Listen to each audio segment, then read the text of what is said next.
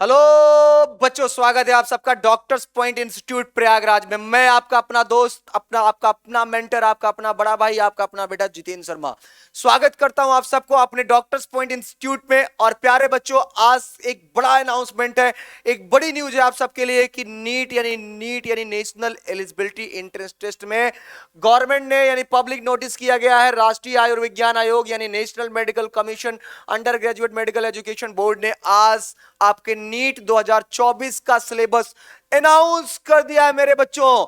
तो अगर आप नीट के एस्पायरेंट्स हैं और चाहते हैं आला लगाना और एक प्यारा सा व्हाइट कलर का कोट पहनना, खरीद कर नहीं, कुछ मेहनत करके कुछ पाने की कोशिश हमेशा इंसान को करनी चाहिए। और मेहनत में जो मजा है ना यार, वो किसी चीज में नहीं। जब तक पसीने ना आए और जब तक किसी चीज में दिमाग ना लगाना पड़े ना, जिंदगी बेकार है।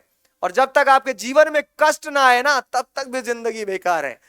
अरे जिए ही तो क्या जिए यार, हैं? जिए ही तो क्या जिए जब जिंदगी में कष्ट ही ना हो। तो जब जिंदगी में कष्ट होगा तभी तो कुछ मिलेगा मेरे दोस्त, तभी तो मेहनत करेगा। अदरवाइज दुनिया में सब कुछ बड़े आसानी से मिलता रहेगा ना, तो आराम से सोते रहेंगे और खाते रहेंगे, कुछ करने की इच्छा ही नहीं करेगी। जब पता चलेगा भाई घर में खाने नहीं है, घर में सब्जी नहीं है, घर में दूध नहीं है, बेटे को पिलाएंगे क्या, खाएंगे क्या, खिलाएंगे क्या, तब मेहनत करेगा और तब उठेगा। तो स्वाभाविक सी बात है, अब आपको जगना पड़ेगा और उठना पड़ेगा। नीट के एग्जामिनेशंस को सबने हलवा समझ के रखा है। बड़े बड़े एस्पायरेंट्स, बड़े बड़े योद्धा और बड़े बड़े टीचर्स अपने आप को बड़ा मेधावी मानते हैं। सबने डॉक्टर लगा लिया तो कुछ लोग सोचते हैं ये प्रोफेसर हो गए। कुछ लोग ये सोचते हैं कि मेरी उम्र 25 साल है, मैंने नीट के एग्जामिनेशंस को क्वालिफाई किया तो मैं बच्चे को पढ़ा दूंगा। बहुत सारी, मैं आपके खिलाफ नहीं हूं सर, आप अपनी जगह पर अच्छे हैं, लेकिन हम कितना पैटर्न के अकॉर्डिंग चलते हैं, कितनी आपको मेहनत कराते हैं, कितनी प्रैक्टिस कराते हैं। बड़ा बड़ा नाम होने से आपके साथ कुछ नहीं हो सकता। फला नाम सिविल लाइंस, फला नाम कोटा, फला नाम ये। भैया, छोटा इंस्टीट्यूट भी आपको बेहतर दे सकता है, बड़ा इंस्टीट्यूट भी बेहतर दे सकता है। अब समझदारी ये है कि आप कितनी जगह जाते हैं, कितनी जगह जानकारी लेते हैं, कितनी जगह आप अपनी पहचान बना पाते हैं। तो प्यारे बच्चों, मैं आपको बताने वाला हूं, यहाँ पर मोटिवेशनल लेक्चर नहीं चल रहा है। तो यहाँ पर देखो, पब्लिक नोटिस आई, it is notified to all the stakeholder specially as the aspiring candidates that the undergraduate medical education board and autonomous body under national medical commission has finalized the NEET UG 2024 syllabus. जी हाँ, NEET यानी national eligibility entrance test में syllabus 2024 का जारी कर दिया गया है। जी हाँ, तो क्या सिलेबस हम जानेंगे। The same has been uploaded on the NMC's website. तो एनएमसी के वेबसाइट पर सेम आपका डाउनलोड किया गया है, अपलोड किया गया है। For the public at the large and the stakeholders are advised to refer the updated syllabus for the NEET UG 2024 for the preparation of the study material and the preparation for the NEET examination for the academic session 2024 and 25 में क्या पढ़ाना है वो यहाँ पर जारी कर दिया गया है। तो मैं आपको बताने वाला हूं syllabus for the NEET UG 2024 में आपका देखिए क्या क्या सिलेबस आपका जोड़ा गया है, क्या क्या आपको पढ़ना है, क्या मेहनत करनी। तो 2024 में मैं यहां पर लेकर आ रहा हूं आपका फिजिक्स। क्या लेकर आ रहा हूं बेटा मेरे बच्चे? फिजिक्स लेकर आ रहा हूं। तो देखो यहां पर फिजिक्स दिया गया है प्यारे बच्चों। तो यहां पर देखो फिजिकल एंड मेजरमेंट। तो फिजिकल यूनिट फर्स्ट में आपको physical and measurement, cadets point defence academy ने एक वेंचर स्टार्ट किया है जिसका नाम है डॉक्टर्स पॉइंट इंस्टीट्यूट। जी हाँ, डॉक्टर पॉइंट इंस्टीट्यूट में आपको नीट और जेई की बेस्ट तैयारी कराई जाती है, बेस्ट ऑफिसर्स के द्वारा या बेस्ट आपके प्रोफेसर्स के द्वारा। तो यहां पर हर एक यूनिट में लगभग 22 किताबें आपको दी जाती है। अब यहां पर देखो कि फिजिकल एंड मेजरमेंट का यूनिट फर्स्ट आपका यहां पर सेगमेंट आ जाता है। इसमें unit of the measurement, system of units, SI unit, fundamental and derivatives unit, सारी चीजें सब यार 12th का ही, सब क्या है 12th का ही है। हम क्या करते हैं 12वीं में 11वीं में पढ़ते नहीं, सोचते हैं first year is the rest year. तो किसी महान विद्वान ने कहा कि second year is the failure. तो भैया अगर first year is the rest year तो second year is the failure तो होगा, क्योंकि आपने मेहनत नहीं की। अगर यहां पर सही से मेहनत किए होते तो किसी भी कोचिंग इंस्टीट्यूट की जरूरत नहीं पड़ती। अगर नहीं भी पड़ती, अगर आपने किया भी और प्रैक्टिस नहीं की तो कोचिंग इंस्टीट्यूट की जरूरत पड़ती है। तो चलो यहां पर एसआई यूनिट पढ़ लिया, फंडामेंटल पढ़ लिया, डेरिवेटिव्स पढ़ लिया, तो बहुत सारी चीजें आपने पढ़ लिया। तो जब इतनी सारी चीजें आपने पढ़ लिया तो यहां पर देखिए significant, figure, error and measurements, dimensions, physics and quantities, dimensional analysis and the it's applications. तो ढेर सारे सिलेबस आपके यहां पर दिए गए हैं जो भैया आपका यूनिट फर्स्ट में दिया है। उसके बाद आपका देखिए यहां पर काइनेटिक की बात कर लेते हैं। ठीक है, काइनेमेटिक्स आपका आ गया। काइनेमेटिक्स जब आया तो यहां पर देखिए the frame of the reference motion in a single straight line position ये सब फिजिक्स का है। तो अलग अलग इसका यूनिट तैयार किया गया है। लो भैया यूनिट थर्ड में आ गया लॉज ऑफ मोशन। ठीक है, ये भी क्लियर हो गया। वही सब बचपन में जो पढ़ते थे डिस्क्रिप्टिव लिखते थे, क्या force of inertia, Newton first law of motion, momentum, Newton second law. यार जिंदगी में इतना न्यूटन लॉ पढ़ डाले हैं, तब भी अगर ना याद हुआ ना तो बेकार है भाई साहब। समझ रहे हैं? न्यूटन का पहला नियम, न्यूटन का दूसरा नियम, न्यूटन का तीसरा नियम, अगर ये भी ना याद किए तो बेकार है। ठीक है, Newton third law, law of convergence. अच्छा, बहुत सारे लोग ये बोलते हैं कि सबसे ज्यादा आज तक दिमाग न्यूटन ने ही यूज किया है। आजकल के देखो बच्चे यार, अभिषेक सर आपको ऐसा लगता है आजकल के बच्चे बहुत दिमाग यूज करते हैं भाई साहब। रील्स बनाने में जान लगा देते हैं, किसी भी नदी में कूद के छलांग लगा देते हैं भाई साहब। एक औरत अपने पति को खूब पीटती है, क्यों? क्योंकि रील्स बना रही है। कुछ लोगों को दिखाना भी तो है, उसके लिए आप क्या कर सोच रहे हैं? पहले अगर न्यूटन आज के समय में न्यूटन होता ना तो वो 7.2 नहीं 7.8 नहीं, कम से कम 99% दिमाग यूज कर लिया होता। आजकल का बच्चा न्यूटन को फेल कर दिया। फालतू लोग कहते हैं न्यूटन को, न्यूटन नीचे हो गए अब। ठीक है, तो आगे जब यहां पर देखो बेटा, आगे आ जाता है वर्क, एनर्जी एंड पावर। तो ये भी हम बचपने से पढ़ते चले आए, लेकिन आज तक हम वर्क पावर यही सब पढ़ रहे हैं। वर्क हो गया, एनर्जी हो गया, पावर हो गया, सब जरूरी है। देखो अगर काम रहेगा तो ऊर्जा लगाओगे, ऊर्जा लगाओगे मेहनत करोगे तो पावर भी आएगी। यहां से ये भी सीख सकते हो। समझ रहे हो ना? दिमाग लगाओ बेटा, सब न्यूटन लॉ है, समझ लो। ठीक है, जितना दिमाग लगाओ उतना अच्छा काम रहेगा। आगे बढ़ो, रोटेशनल मोशन आ गया यहां पर देखो। ठीक है, यूनिट 5 में आ गया रोटेशनल मोशन। आगे बढ़ो, जब आगे और बढ़ोगे तो यूनिट 6 में आ गया ग्रेविटेशन।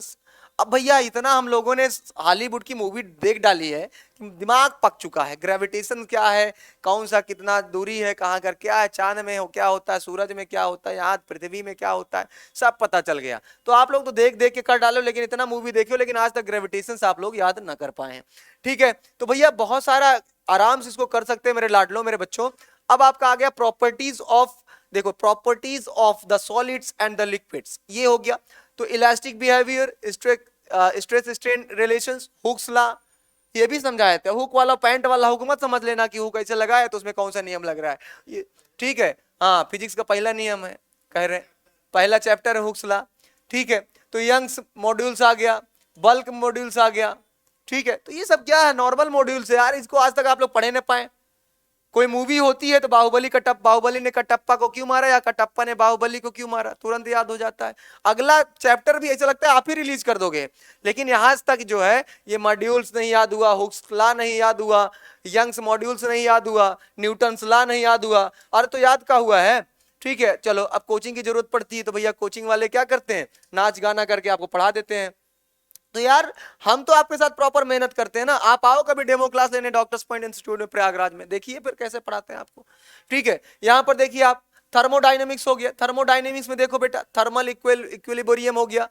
ठीक है, जीरोथ लॉ हो गया। ठीक है, तो ये सारी चीजें क्या हो गई, the second law of the dynamics, ये सारी चीजें आपकी हो गई। अब यहाँ पर यूनिट 9 आ गया, काइनेटिक थ्योरी ऑफ गैसेस। तो यार इतना सरल है ये, गैसेस वैसे हम पढ़ पढ़ के हम लोग परेशान हो गए थे, कितना गैसेस पढ़ेगा आदमी।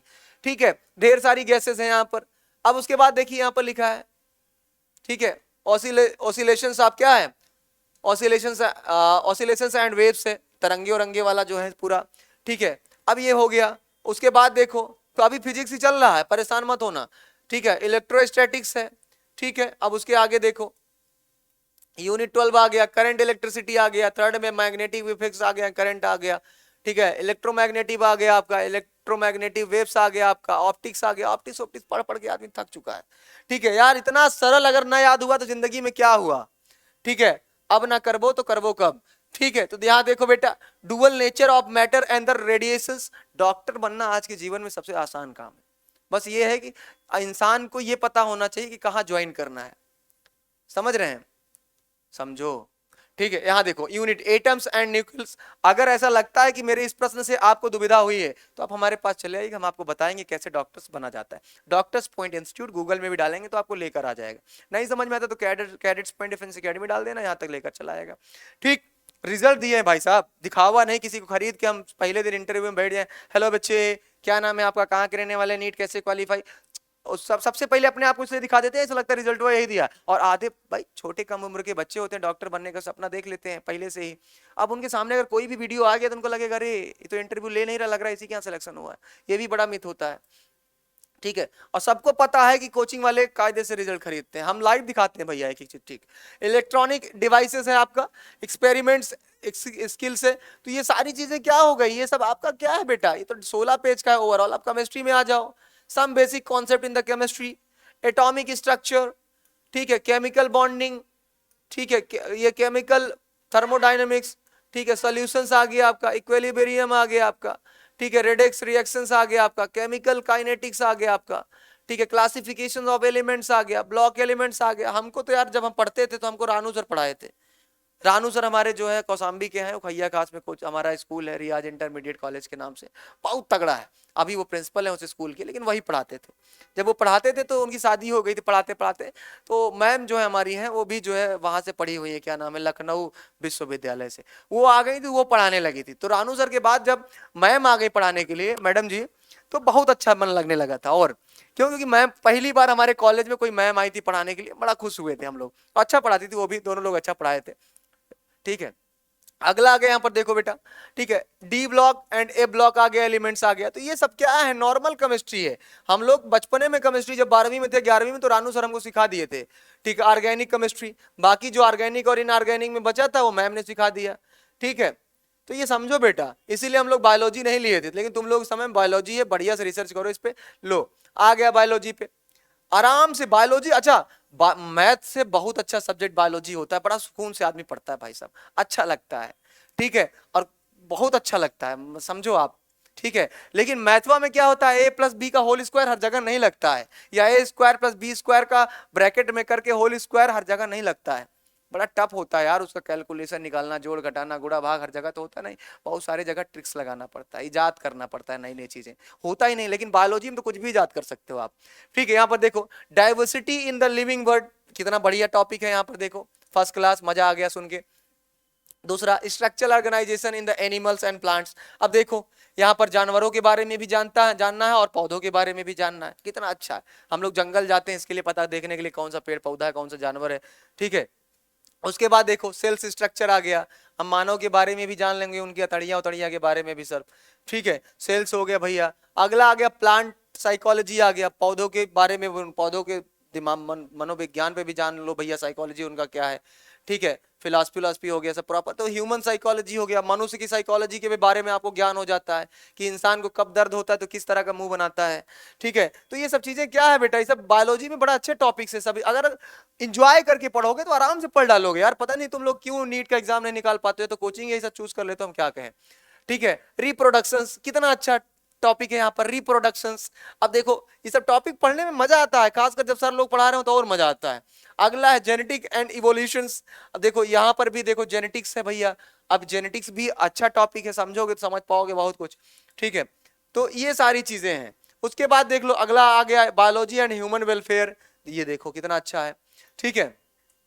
बायोटेक्नोलॉजी एंड इट्स क्या लिखा है, एप्लीकेशंस, ठीक है। इकोलॉजी एंड एनवायरनमेंट, कितना बढ़िया भैया, एनवायरनमेंट के बारे में भी पता चलेगा, इकोलॉजी के बारे में भी पता चलेगा कि ऑर्गेनिज्म क्या होता है, एनवायरनमेंट क्या होता है, पॉपुलेशंस क्या होता है, ठीक है, कंपाउंड क्या होता है, प्रोडक्टिविटी क्या होती है, सब यहाँ पर जानोगे, बायोडाइवर्सिटी क्या होता है, ठीक है। और भी बहुत कुछ जानना चाहो तो जान सकते हो, ऑर्गेनिज्म क्या होता है, लॉस ऑफ बायोडाइवर्सिटी क्या होता है, रेड डाटा बुक क्या होता है।